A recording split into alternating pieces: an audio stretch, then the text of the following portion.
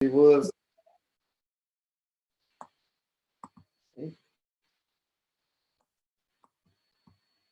Okay.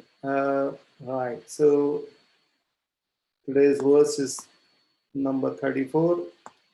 Indriyesha indriyasharthe raga dvesho vyavastito paryo na samgachet yashe paripantino.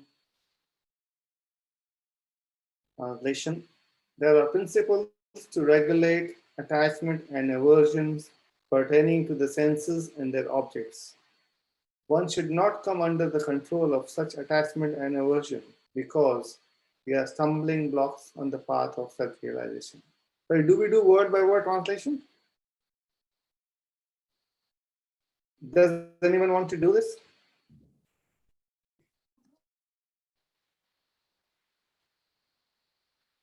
Okay, I will go. Indriyasha of the senses. Indriyasha arthe in the sense object. Raga attachment. Dvesha also detachment. Vyavasthito put under regulations. Tayo of them. Na never. Vasham control. Agachet one should come. How those. He certainly. Asha his. Paripantino stumbling blocks. Anyone would like to read the translation purport?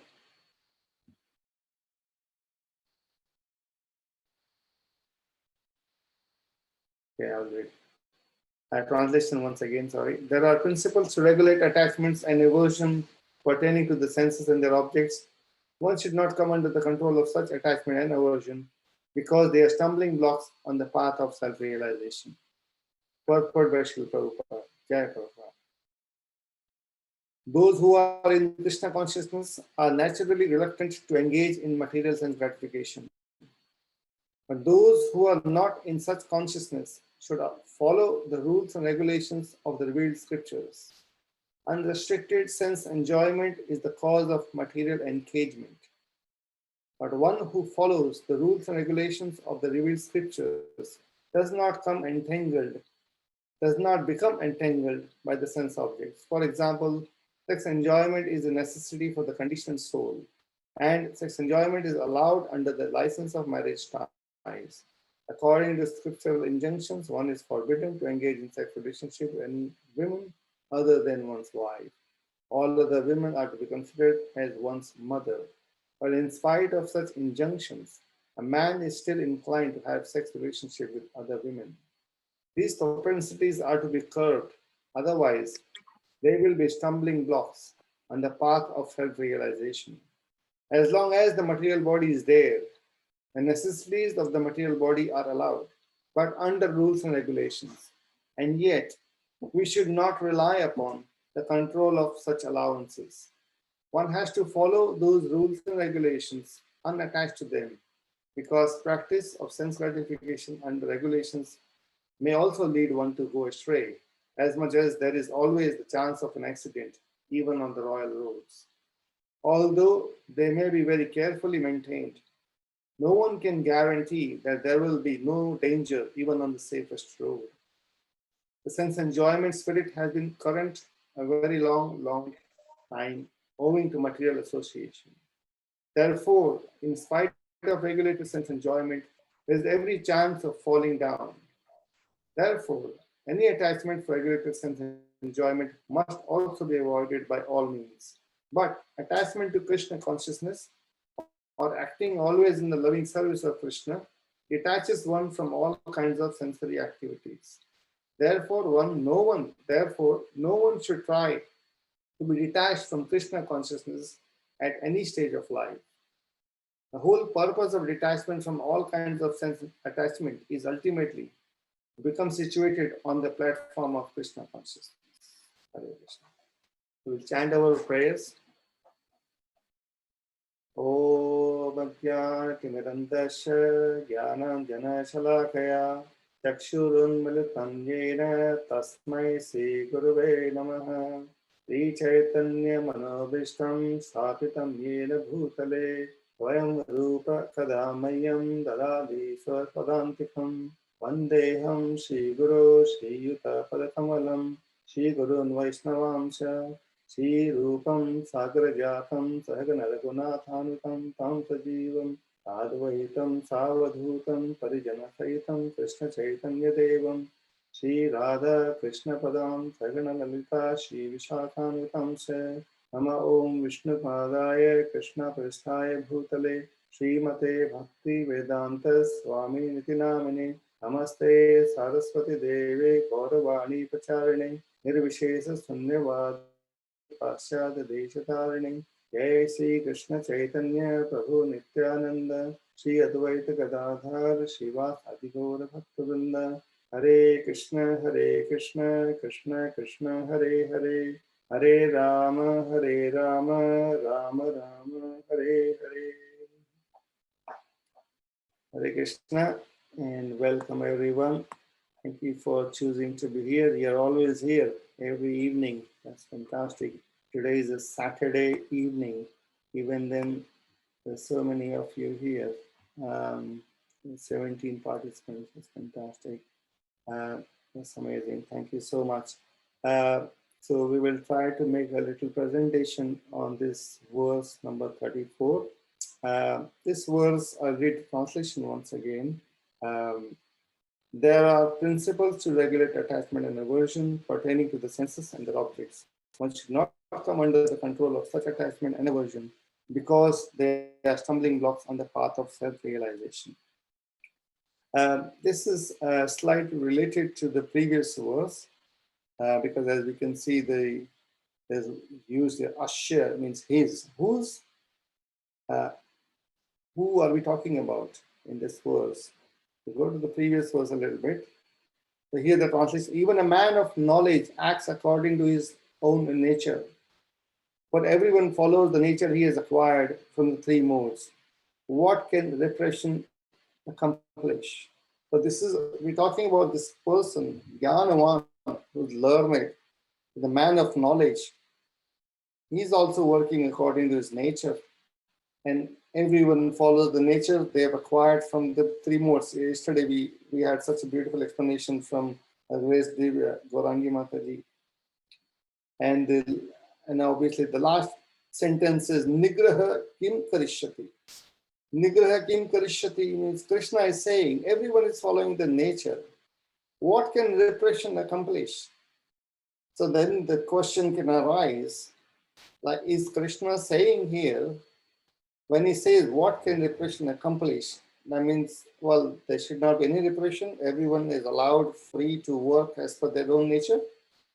So that's what Krishna is answering in this verse and saying, hang on a minute. When I say Nigraha Kim Karishyati, I have to now qualify that and explain you further, Arjun, that there are rules. So if someone wants to go on working as per their acquired nature, which is acquired due to previous birth, desires, and what we deserve, it's all a combination of two.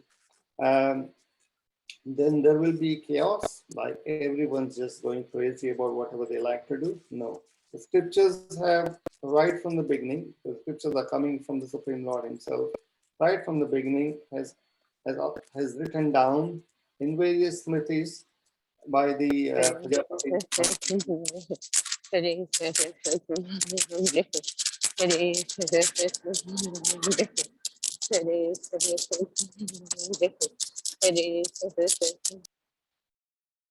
Sorry about that.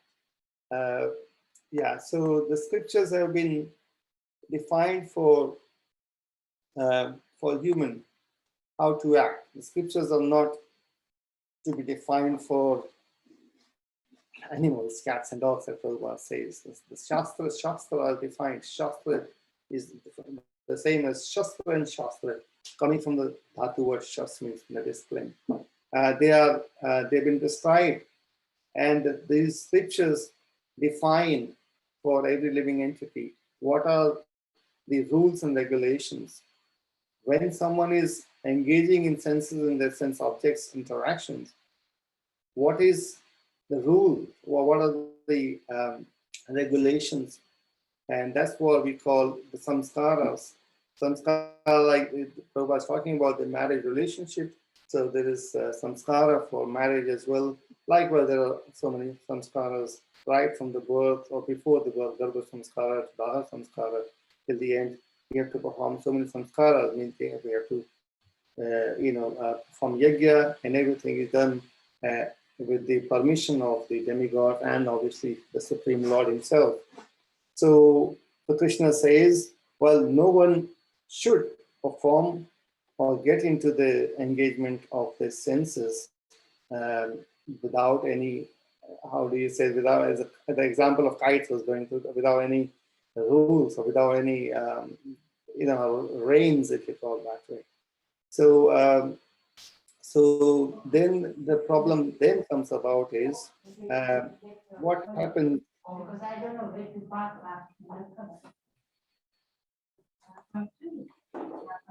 Sorry, I'm going to mute some people. Yeah. Right. So we're talking about what happens when someone is engaging in the sense gratification or coming the senses, the interaction of sense and the sense objects. Actually, I'm going to present a slide back. Yeah. Can everyone see the slides here?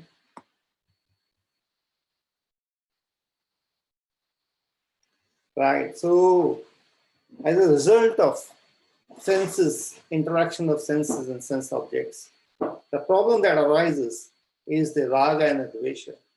Raga, what is raga? Is a strong attachment. Because the whole nature of this material sense gratification is that once someone gets engaged in something, then the desire to do that again and again, it becomes more and more stronger. So attachment, so we start from, I think we read in the second chapter, Dhyayate Visha, Sangas Teshu Pajayate, Sangha Sanjayate Kama, Kama Vijayate. The whole, very right from the beginning, when someone is contemplating on the sense object, the desire to have that becomes stronger. And as someone does engages into that, it becomes more and more stronger. So the attachment is, what is attachment? Is the longing. Can everyone, sorry, see the screen from the current slide? This is better? So we can't see this, the slides. Oh, you can't see? Mm-hmm.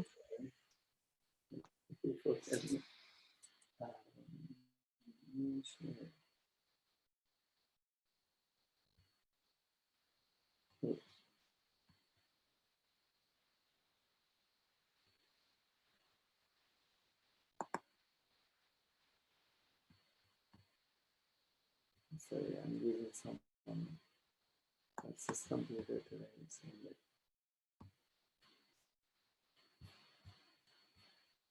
Yeah. Can you see now? Yes, thank you. Okay. Yes. So the longing. So attachment means the longing for repetition of that sense pleasure. So first we do it, and then when we are constantly meditating on when am I going to get that again. For example, I like gulab jamun, and I take one. I love it. It's so fantastic. And then I'm looking towards when I'm going to have that again. And I'm always looking for that. Where's my gulab jamun? And kind of my mind gets fully absorbed in that next opportunity when I will have it. So that becomes a strong attachment. And why is it a problem? Because the attachment and aversion. Okay, so a lot of aversion again. Again, aversion can also be when I find something. For example, I had that would be there's one devotee explaining there was experience when someone was trying to taste halwa. He loves halwa, but on that particular day, someone had put salt in the halwa. Just imagine, instead of sugar, there was salt in the halwa, so it was quite salty. And this devotee took a big mouthful, but then it became such difficult experience, and then it became difficult for the person to ever look at halwa also, because every time he looks at, oh, is this the right one? It's got sugar, or is this that? Aversion becomes stronger. So this attachment and aversion are stumbling blocks. Paripanthino. So the verse in the verse says paripanthino. Pantha means the Prabhupada, it's a stumbling blocks. And so how are they? The pantha is the path, and the paripantha is the one which is obstructing the path. So for a devotee, what is the most important service or practice? Can anyone say? What is the most important service, or a if we call it service, or so you can call it meditation, or what is that we do every day, and that is most important for us? Chanting. Chanting. Thank you so much. Chanting. When a devotee sits for chanting, what happens? Every day we are chanting. In the morning we get up, we try to chant our rounds, and we try to concentrate on the holy name.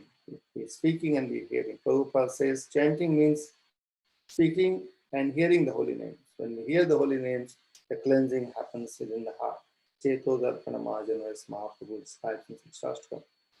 So this attachment and aversion are stumbling blocks for someone on the path of self-realization, because every time we get attached to something, or we get averted, or we get aversion to something, it creates those impressions in the mind. It becomes stronger and stronger, and then we just, the moment because when we start chanting, we are just with our mind. Mind is now full of, taken over by these thoughts of attachment and aversion. So all that happens with us is a constant distraction as to, oh, I like that, and I'm going to have that again. Oh, that was not good. I don't ever want to have it. It can also happen in multiple ways, like not just about the taste. With with talking to someone, any type of raga dvesha may appear, and they become a big obstacle for us to be able to hear the holy names. And when we don't hear the holy names, or when the churning doesn't happen, the cleansing doesn't happen. The Krishna wants us to stop these right from the beginning. Prabhupada explains that even that devotees, they are not interested in these types of things. But we are all in a way conditioned soul, and we are practicing devotees. So we still get these attachment and aversion, but the idea is to follow the process of Krishna consciousness, and then and someday we get better and better. So this is the definition is clearly, and I hope this is clear. What I'm saying is, we enjoy something once, but if we then start to meditate on it, then we become attached. And when we become attached, that's what becomes a problem.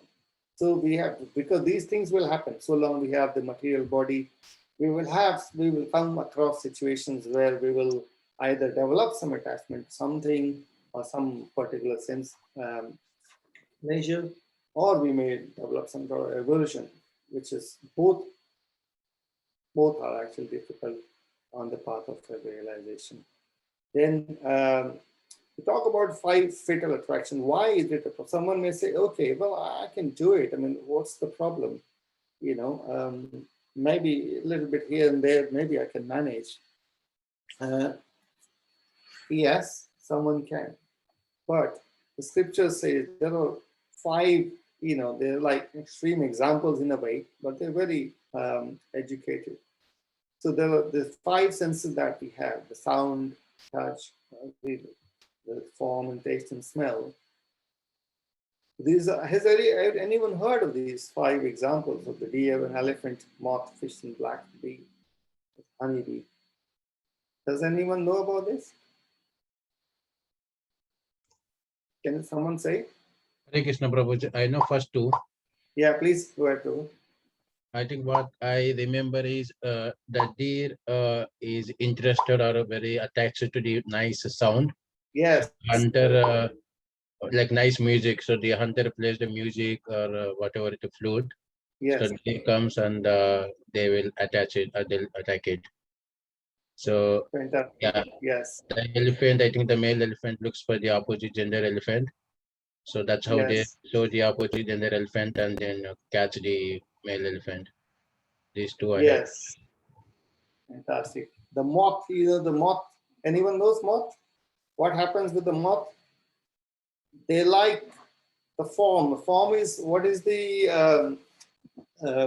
air, fire. So first one is the sound is ether, then the touch is the air, and the fire is the form. And the moth get attracted to the light. They want to, they get so much attracted when the fire, wherever there's light, when we have lights now, well, if I keep the window open, this moth keep coming inside. When they see a big fire, they just can't control them. So they just enter into the fire, and then what happens? They obviously they die.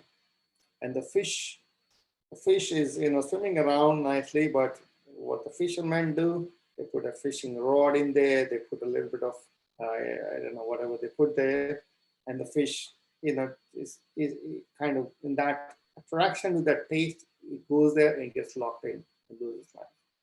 And the bees also have this strong attachment to the smell. The smell of what happens with the flower, some of the flower, I think the lotus flower is also like that. The bees goes and sits in the flower, and they get into, they want to extract the nectar out of it. But what happens in the night is, as the sun sets, the flower gets closed. But the bee is aware that something is happening. The flower is closing, but it is because it is so intense. The desire to smell that fragrance is so intense that it does not fly. It stays in there. As a result, it loses its life there. These are like extreme examples. The scriptures explain that this is how the dangerous or the fatal could be. These, engaging in the sense objects. And then it says, what then is in store for a man who is attached to all these five? So these examples are of these different animals, and who are either attached to one or the other senses. But today we see like how much sense gratification that goes on in the world, in all the sound, the music, and all this, what people eat at the places we know, and how much smells. And I can't even say at offices when we used to go to work in the offices. Sometimes they on a Friday they will fry fishes or something. That smells so horrible, but they just can't control it. They have to eat it. The man. So these are the extreme example, but for a man, it's possible for them to get engaged in all of them and get attached to all these senses of one or the other. So that's how the danger of these the engagement in self gratification is. And then obviously there is also the explanation of, even if someone says, as we progress in our spiritual life, we bit by bit we control in different. We will discuss about how a devotee controls, or how he regulates. It's more than control; it's a regulation. How does a devotee regulate all the engagement of senses? But then also we also need to be careful about what we call subtle karma. Prabhupada explains in one of the purport about the pride, adoration, and distinction. It's not pride, but it's profit. It's profit, adoration, and distinction. We talk about that later. That's a very subtle aspects of the desires, where we want to be. We want to profit in any situation, like we want to, have our own personal interest. It could be service, it could be anything. And we all have a strong desire to be adored, and always want to be distinct as, okay, how am I different? This is a topic by itself. But something to meditate on. If we have those qualities, they are also kind of equally dangerous. But it happens as we progress more and more in Krishna consciousness, we get these challenges. The challenges in devotee life is constant, and obviously the challenges are the purification processes that happens. And once again, the Chetodarpana Marjanam, as we chant more and more, all these impurities get taken away by the mercy of the Lord bit by bit. Then another aspects of what happens we have. So what are the regulative principles that we have been assigned as devotees? Four regulative principles. I got it here. So no meat eating, no meat eating. Uh, so what happens for meat eating? There are four pillars of dharma. Bhagavatam explains. There are four dharma. What are the four pillars? Mercy, truthfulness, austerity, and cleanliness. Daya, satyam, tapa, and shuchi. So, can anyone say in what happened? What does it say in Bhagavatam?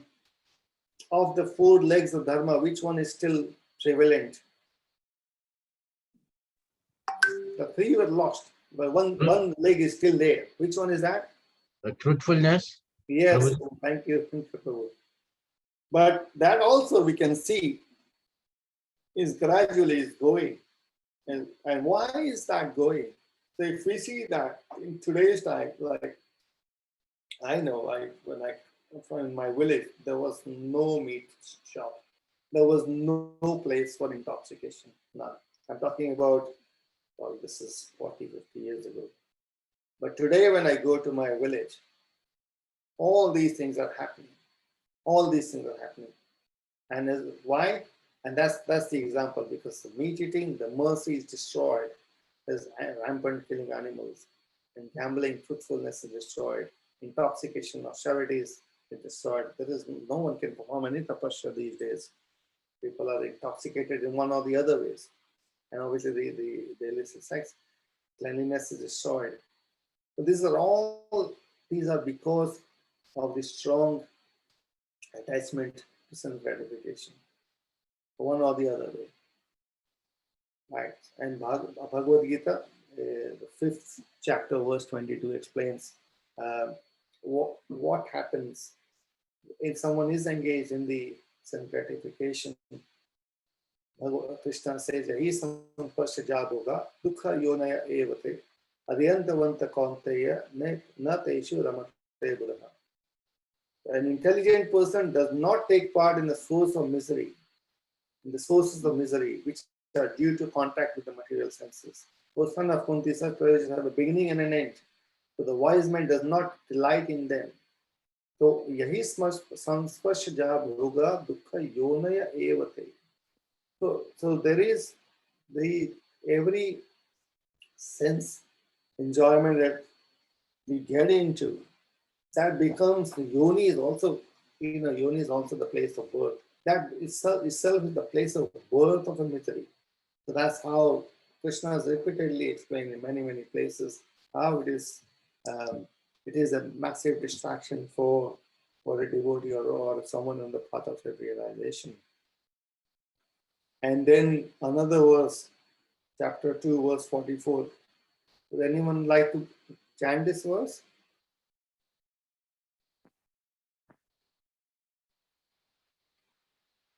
Any takers? Okay, I'm sorry. Bhogeshwar प्रसक्तानां तया प्रतचेतसां व्यवसायात्मिका बुद्धि समाधो न विधीयते. So we would have gone through this verse before. I'm sure devotees have given fantastic explanation on this one. So what happens when someone is attached to the bhogeshwara, means attachment to enjoyment. In the minds of those who are too attached to sense enjoyment and material opulence, and who are bewildered by such things, the resolute determination for devotional service to the Lord does not take place. So, Bhogeshwar Prasaktana Taya Pratachedasam. And what is the devotees? The devotees are trying to be. There's another verse which says, um, uh, where the determination, someone who is on the path of self-realization is determination is strong. Can anyone remember the verse? It says, व्यवसायत्मिका बुद्धि एके है कुरुनंदन बहुशाखा अनंताश्च बुद्धयो व्यवसायिनाम एके है कुरुनंदन. A devotee is fully focused on one thing, that he wants to attain bhakti, bhakti of Sri Krishna or Radha Krishna. So in that process, when someone is single-minded and resolute, for him, Bhogeshwara Prasaktanam. When someone gets into that other side of it, when someone's mind is attached to the Bhoga, then Asakti, this other thing, Prasaktanam is extreme Asakti. Asakti is again, once again, in extreme attachment. And there is also the other side of Asakti, that is, in the ladder of how we will talk about it, and other Shraddha, and from Shraddha, what happens within the Kriya and all that. We'll discuss that later. So this is we're going again and again, sorry, to just get to the point of how dangerous this path is. And it is, we are all practicing devotees and we are all trying to be there. If our chanting is pure, then everything is possible. Until that time, we have to remind ourselves to engage our senses in a better way. So the process of Krishna consciousness is not detachment, it is attachment. An attachment to Krishna. So I'll go to one verse again. And Krishna says what in the 7th chapter? Shri Bhagavanu Vacha Maya Sakta Mana Partha Yogam Yunjan Mad Ashraya Asamsam Samagram Ma Yatha Gyasasi Tashranu. So what is Krishna saying here?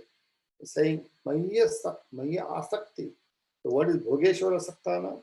Prasaktanam. So instead of Bhogeshwara, someone is developing their Asakti in Lord Krishna. He says, now here, O son of Partha, by practicing yoga in full consciousness of me, Maya Asakta Mana Partha, with mind attached to me, Mana Partha, Asakta Mana Partha, you can know me in full, free from doubt. Asamsam Samakrama.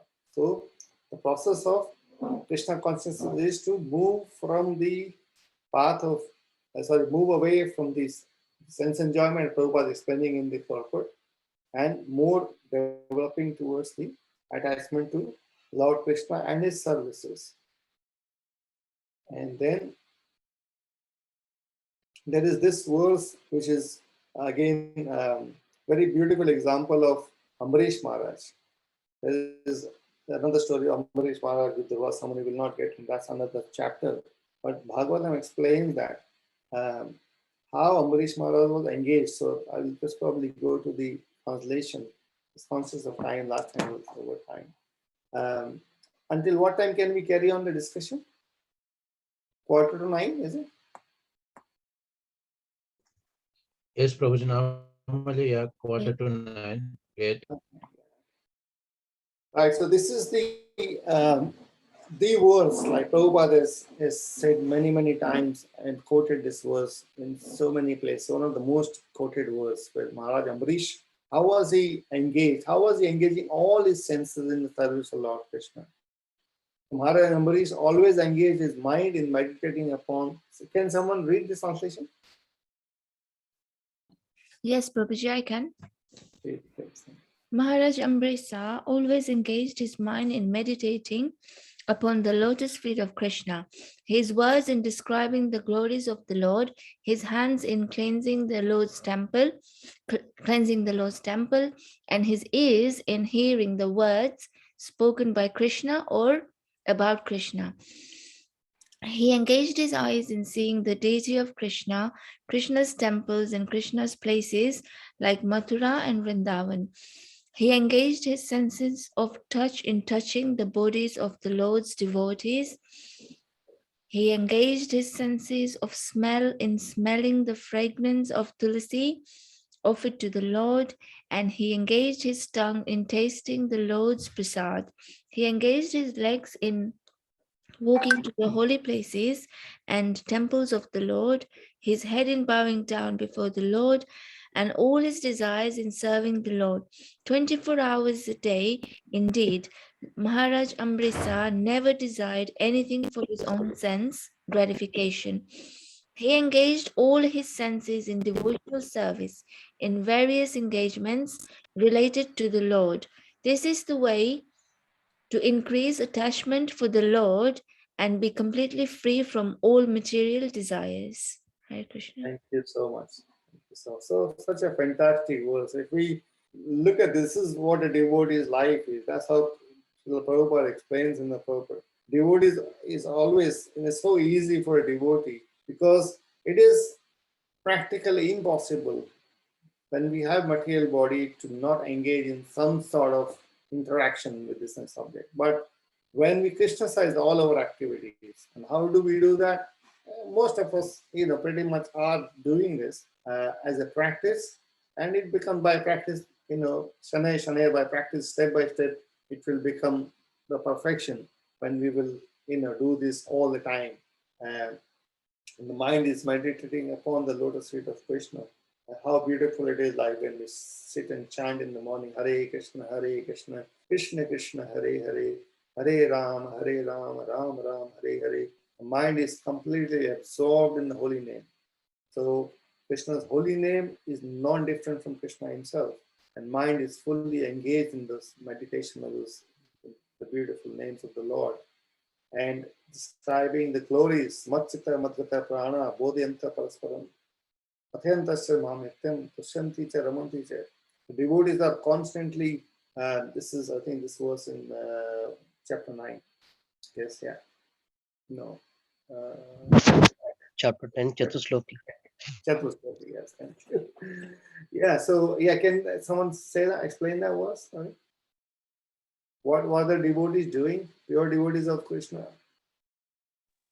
I mean, always enjoy discussing about the Lord, about the pastimes of the Lord. Yes. Madhvata Prana. Yes. Bodhyanta Parasparam. They're addressing each other.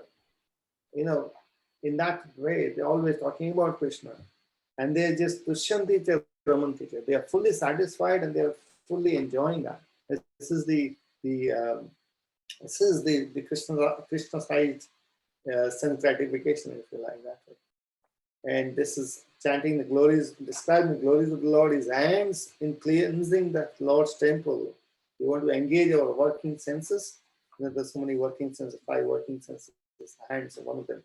We want to, what is a devotee doing? Always cleansing the Lord's temple. We see at Bhaktivedanta Manor, we have our favorite Prayojan Prabhu. We see, has anyone seen him? Like, constantly cleaning. Clearing here, clearing there. I've been seeing for so many years such wonderful, wonderful examples. And obviously, so many devotees we see they're always engaged in doing some of the other service for the Lord with the hands and the ears in hearing the words spoken by Krishna or about Krishna. The word spoken by Krishna is Bhagavad Gita, and about Krishna is anyone? Bhagavatam, Prabhuji. Bhagavatam. Yeah. So that's all devotees are doing, discussing Bhagavad Gita and Bhagavatam, like wonderful. This group every day there's this verse discussion. We're reading the chapter.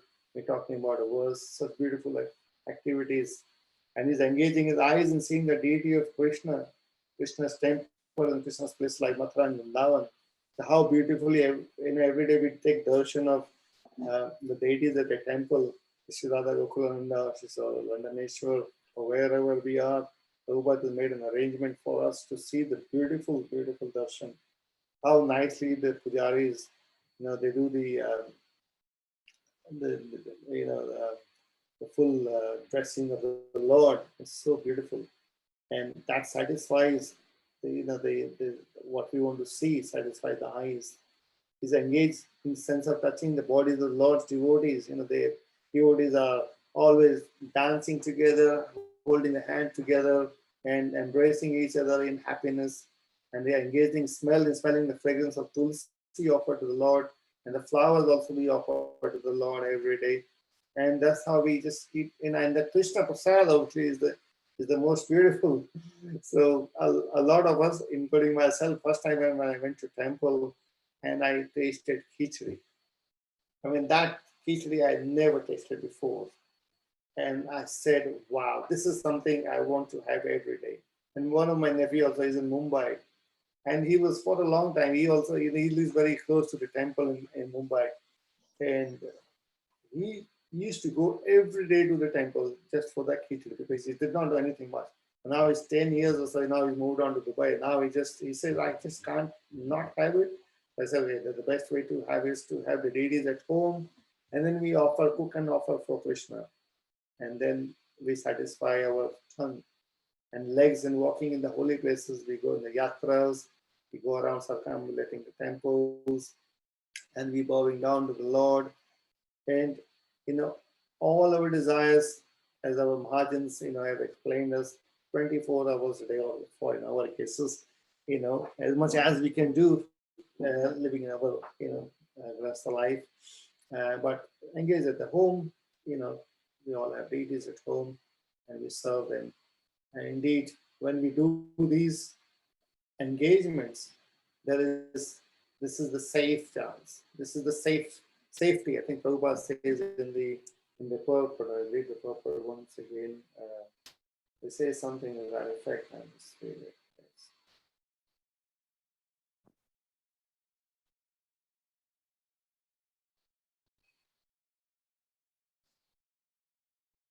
It says, attachment to Krishna consciousness or acting always in the loving service of Krishna detaches one from all kinds of sensory activities. Therefore, no one should try to be detached from Krishna consciousness at any stage of life. There is another group of, the transcendentalists, Prabhupada explains sometimes. They have a theory of detachment. They say just detach from everything. Everything is Maya. Everything is Maya. But that is not possible. Prabhupada explained many, many times that this full detachment from these senses is not possible. But what is possible for a conditioned soul of Jiva is to dovetail the senses into the Lord's service. So by doing that, the devotee is able to overcome the conditioning of the material existence. And then what I have, and this is just an extra I had, like how does it happen? We're going step by step.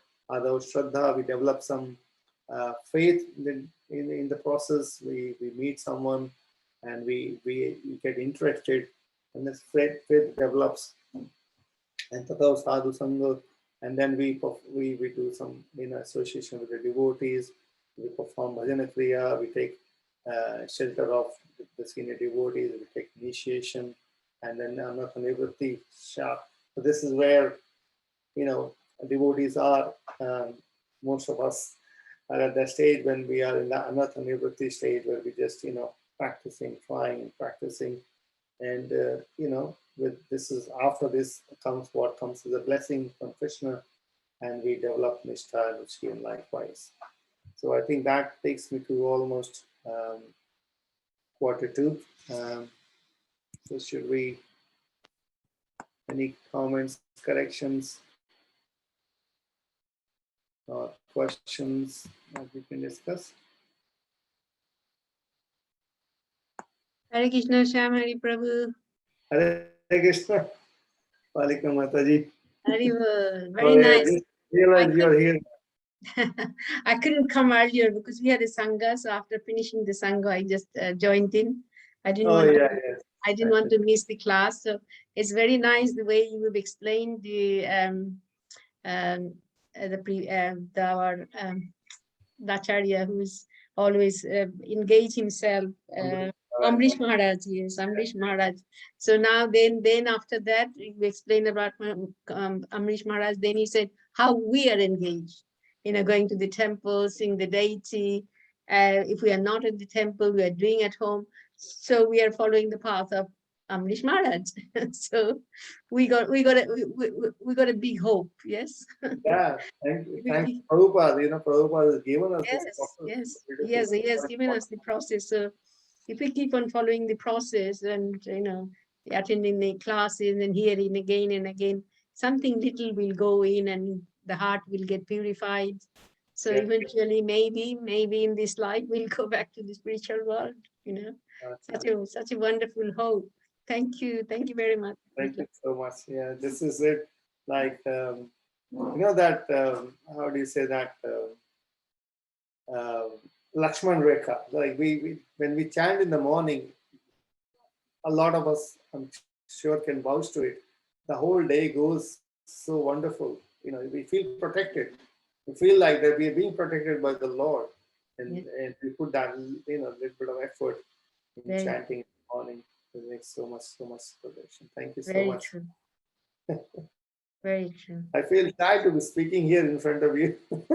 Oh no, please Your don't say this. It's like mother, like to hear the broken words of the children. This is how you are. No, it's really, really wonderful to hear your voice. And when I see all my children coming in the art that have Bashashan and talking, I feel so inspired, I feel, it's so happening. So it's really nice. It's really nice. I mean, I see you, my children, you all came to the Krishna consciousness. We all did service together. So, so many years, and it's really, really enlightening to see you all sitting in the Bashashan and speaking All about. association is wherever we get association helps so much all the time. Yes, yes. Thank you. Hare Krishna. Hare Krishna. Any other comment, correction, questions? It was a bit of a rant today, sorry. All the devotees are already above the engagement of sense gratification, all that. So it was quite a obvious thing for devotees. Thank all of you wonderful devotees.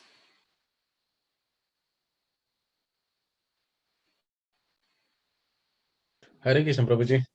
Hare Krishna, Venkata Prabhu. Thank you for your nice class. I think you mentioned about the people having a disease, something related to leaving the body, right? I know for the devotees, definitely Krishna will take care of.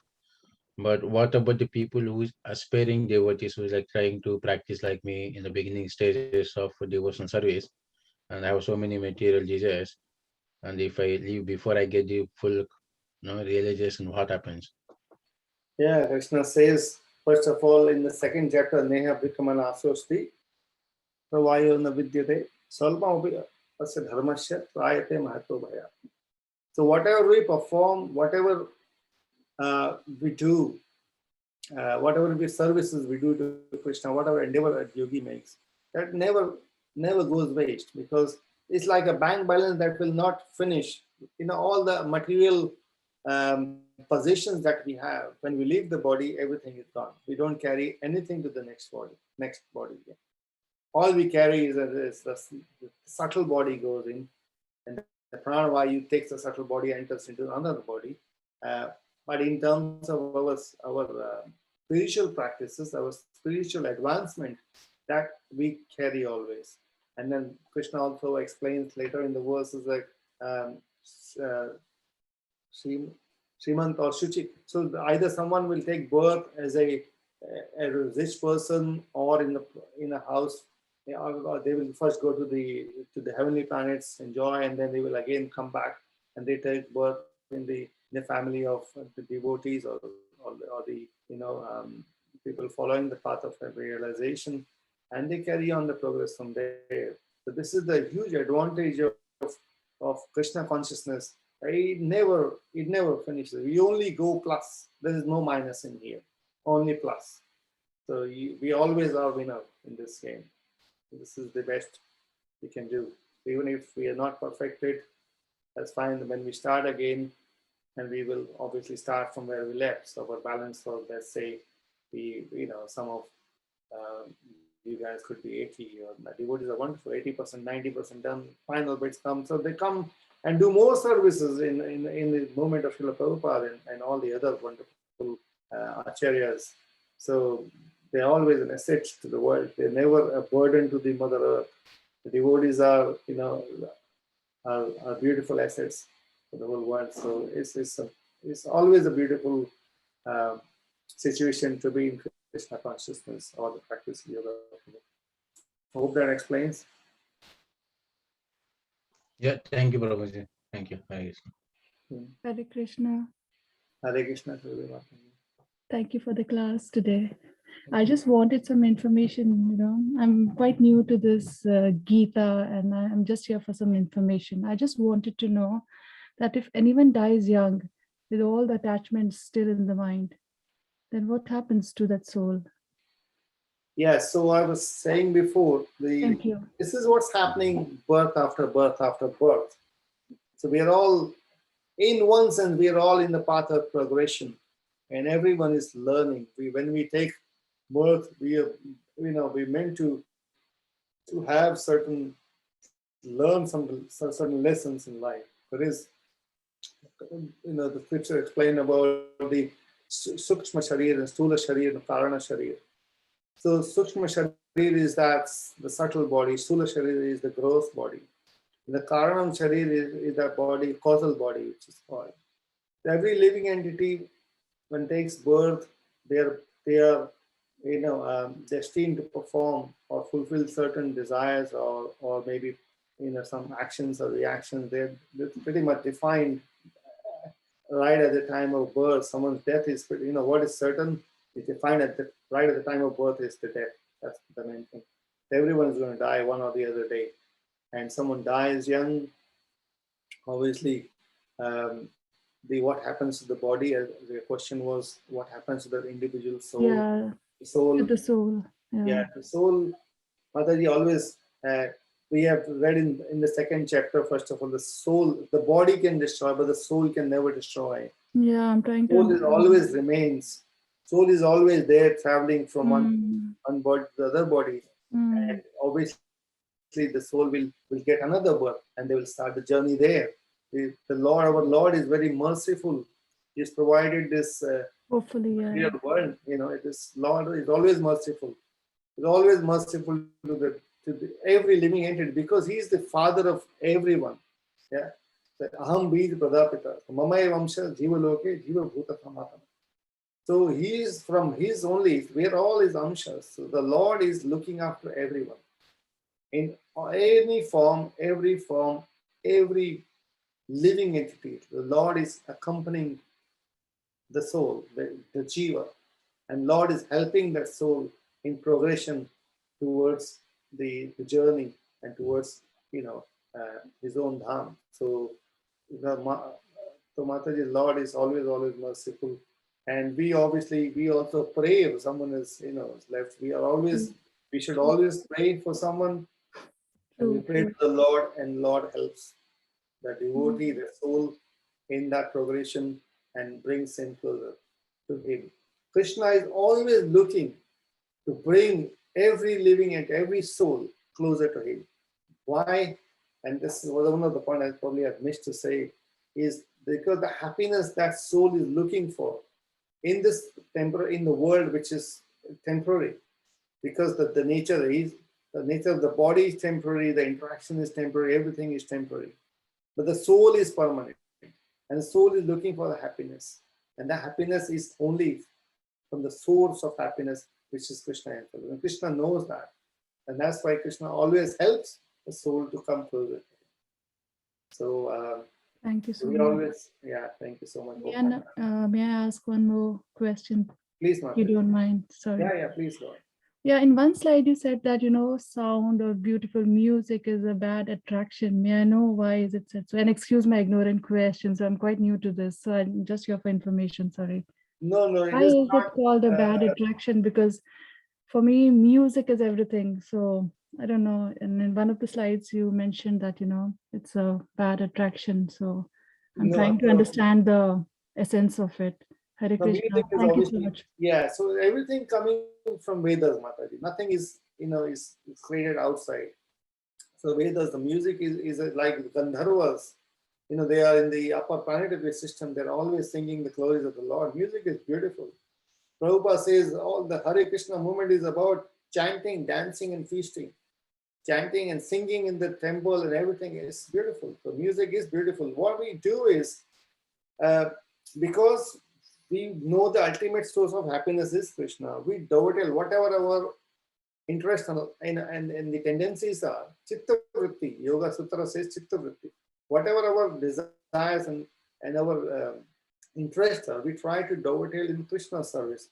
And that multiplies the happiness many times.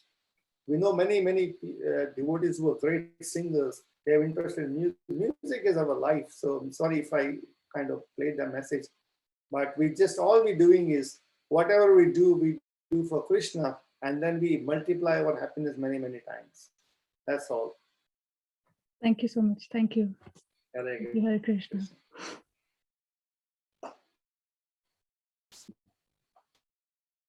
Anything more, Palika Mataji, and anyone else? I think it was wonderful. It was really wonderful, and you said it so smoothly. You know, it comes out from you just naturally. If I have to give a class, I will have to struggle. Oh, these days, but from you, it was just like a natural flow of water. You know, so I really enjoyed the voice. It's You're really always encouraging us. I think, yeah, it's a bit new for Zoom. Is like, it's nice to see everyone, but this is the best. How do you say, the best bargain? Prabhupada says something. whatever we can use. I mean, nowadays in our sangha, we are not meeting together in a house. We are just, doing Zoom. So only little fraction of our face can be seen in the. So that way we are interacting. Actually, we are glorifying Krishna, through our sangha. So that's all right. I mean, this way we are here. So We are inspiring. hearing. Yeah, So we are inspiring. so inspiring. So, Otherwise, this COVID time would have been very, very boring. yeah, very boring, very. That's a wonderful invention of chatting. Wonderful. Yeah, that's Yeah. what Prabhupada said. Use everything in the service of Krishna. Service, So we're not detached, but we're using everything in the service of Yes. Krishna. Very good. I think it's Thank you. Saturday. Thank you. Thank you so much for tolerating me. Thank you. Wonderful. Wonderful. Hare Very Hare good. Hare Krishna, Hare Prabhuji. Krishna, Prabhuji. Hare Krishna Prabhuji, thank you so much for the wonderful class. Hare Thank Krishna. Thank you so much. Thank you. Hare Krishna.